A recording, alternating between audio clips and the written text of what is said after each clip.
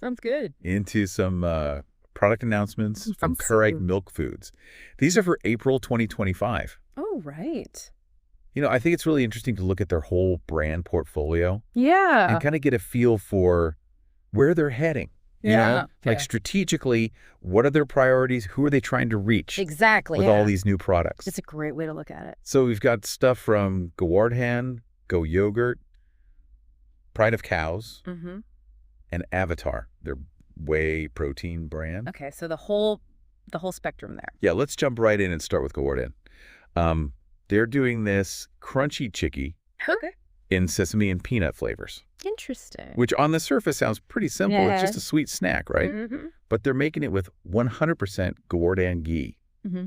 and they're pricing it super affordably. Right. Only 10 rupees for a 25-gram pack. Okay. So it makes you think, what are they really doing here? Yeah, I mean, they're definitely leaning into that Gordon brand. right? Oh, totally. It's all about trust and purity with them. And nostalgia, that classic Indian snack feel. For sure. But I think they're also playing this smart game here. How so? By keeping it accessible price-wise, Right. they can reach a much wider audience. Makes sense? People who might usually go for a cheaper, maybe less pure option, Okay, yeah. they might be tempted to trade up, Especially if they already trust the Gowardhan name. Exactly. Interesting. Okay, so moving on to Go Yogurt. They're launching these fruit-based yogurts. All right. Mango, blueberry, strawberry, all the classics. Yeah, sounds familiar. Made with cow's milk. 25 rupees for an 80-gram cup. Okay.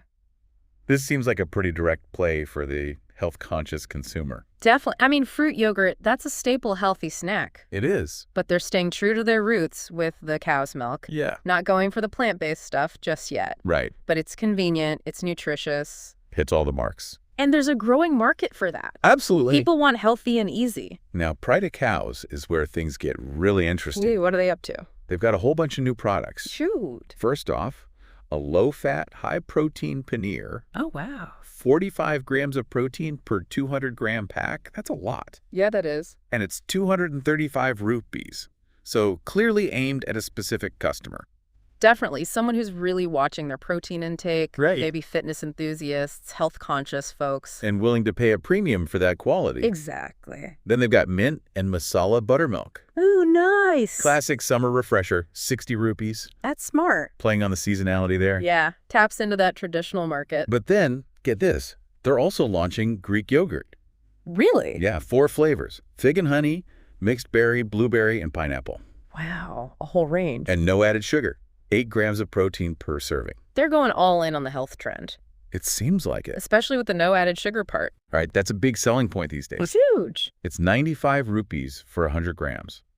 So still premium pricing. Yeah, still Pride of Cows. But then to top it all off, they're also doing bocconcini, What? those fresh mozzarella balls. No way. Yeah, for gourmet, use Yeah. 400 rupees for 200 grams. Wow, so they're really targeting that high-end culinary market. It seems like it. It's a really diverse set of offerings, all under one brand. Yeah, what do you make of that?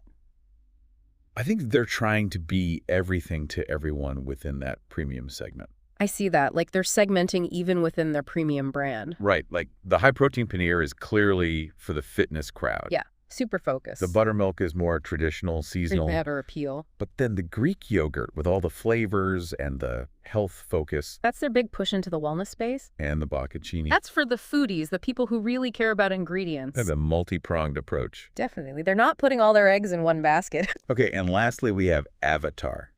Their whey protein brand. Right. They're launching high-protein bars, Makes sense. chocolate and coffee wafer flavors. Oh, nice. 60 rupees each. So going head-to-head with the existing protein bar market. Yeah, it's interesting because it's a step outside of traditional dairy for them, Totally. but it shows they're recognizing the growth in that broader health and nutrition market. Yeah, they're not limiting themselves anymore. Right, they're going where the demand It's a is. smart move. So when we look at all of this together, all these new products across all these brands, what do you think it tells us about Parag's overall strategy?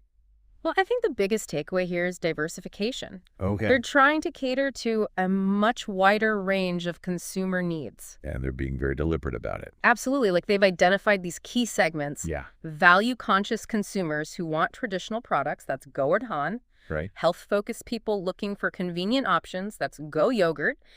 And the Greek yogurt from Pride of Cows. And then the fitness enthusiasts who need that extra protein, that's Avatar. Exactly. And they're playing across different price points, too. Yeah, not just premium, they're hitting multiple levels. So they're covering a lot of ground. And innovating across different product categories. Which is really impressive for a company rooted in traditional dairy. So it seems like the key takeaway here is that Keurig Milk Foods is really transforming. Yeah.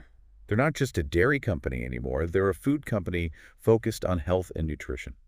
And meeting the needs of a changing consumer landscape. Exactly. They're not just keeping up. They're trying to lead the way. Which begs the question, what's next for them? Yeah. What other emerging trends are they going to jump on? What other needs are they going to try to meet? It's exciting to think about. And it makes you wonder, how are other traditional food companies going to respond to this kind of innovation? Yeah. How do they stay relevant in a market that's changing so rapidly? Definitely food for thought.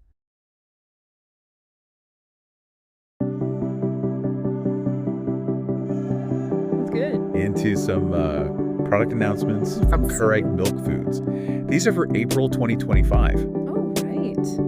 You know, I think it's really interesting to look at their whole brand portfolio Yeah. and kind of get a feel for where they're heading. You Yeah. know? Like strategically, what are their priorities? Who are they trying to reach Exactly. with yeah. all these new products? It's a great way to look at it. So we've got stuff from Gowardhan, Go Yogurt, Pride of Cows, and Avatar, whey protein brand. Okay, so the whole spectrum. Yeah, let's jump right in and start with Gowardhan. They're doing this crunchy chicky Good. in sesame and peanut flavors.